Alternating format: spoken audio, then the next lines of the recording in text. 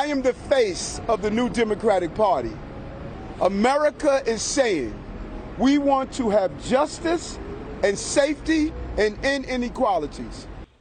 That was Eric Adams, the current leader of the undecided Democratic mayoral primary in New York City. The former NYPD captain promising that curbing the increase in crime and gun violence in the Big Apple will be his top priority if elected. He's also spent his campaign pushing back against calls to defund the police. Well, here now, Steve Forbes, Forbes Media chairman. Steve, always good to see you. I want to get your reaction to Eric Adams right away.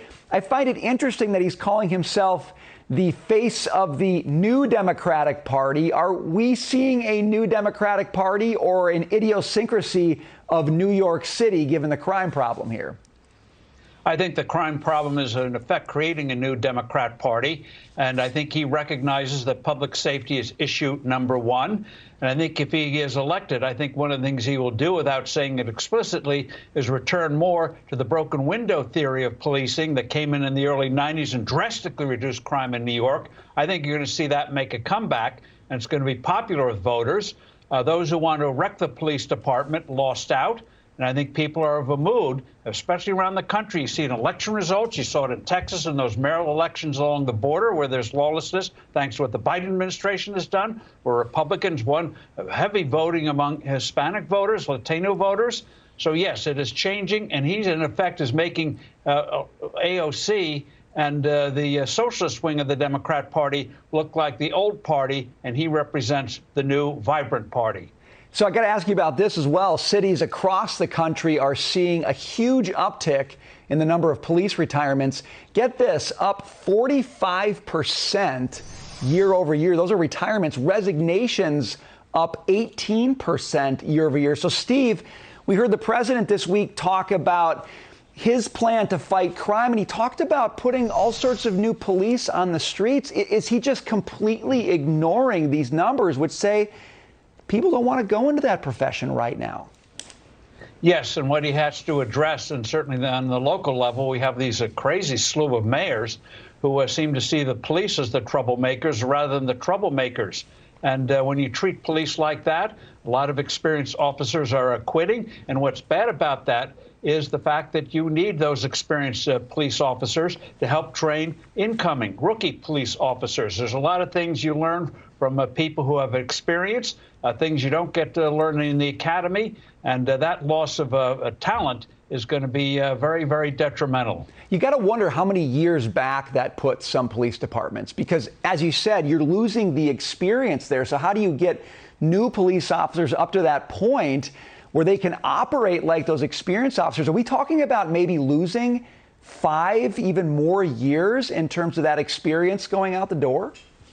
That'll be up to the politicians. If they do what New York did in the 30 years ago, Giuliani and others, Bloomberg, and that is back the police department with sensible policing, make a few reforms in terms of bringing about more accountability to win trust, I think can be turned around, because what you might see is a lot of experienced police officers may see in a few years, if things have actually turned around, you can have a program to get them come back for a handful of years and not lose their benefits. So, yes, if there's a will, they'll find a way to bring back that experience and get the police, get the streets safe again.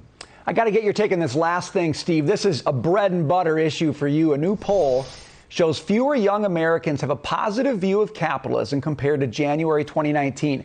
Republicans, young Republicans, positive view of capitalism at 66% today. That's down from 81% just 2 years ago. For all Americans, it's at 49% today, down from 58%. Steve, I look at these numbers. I don't like them at all. Do you buy it? Number one. And number two, what do we do about it? I have to look at the methodology or talk to pollsters like John McLaughlin who know about polling to see what the methodology they use. But it's certainly true that free enterprise took a real hit because of mistakes made by the government on the regulatory side, taxing side, monetary side. And so when you have a troubled economy, people think free markets are the fault, not bad government policies. And we got a glimmer during the first 3 years of the Trump administration before the pandemic hit. This economy is starting to really heal, move ahead in a very positive way. If we'd had another 4 or 5 years of that without that pandemic interrupting it, I think that you would see very, very different polling, and people would have more of the attitudes they had in the 80s and 90s when America was humming because we were doing a few things right on the government level. You know, Steve, as much as I don't want to see it, I wonder if things like inflation hitting prices, hitting people's pocketbooks, I wonder if that's going to start changing minds once again, getting people thinking more about the benefits of capitalism. We shall see. Steve, we're out of time. Thanks so much for your time today. Thank you. We appreciate it.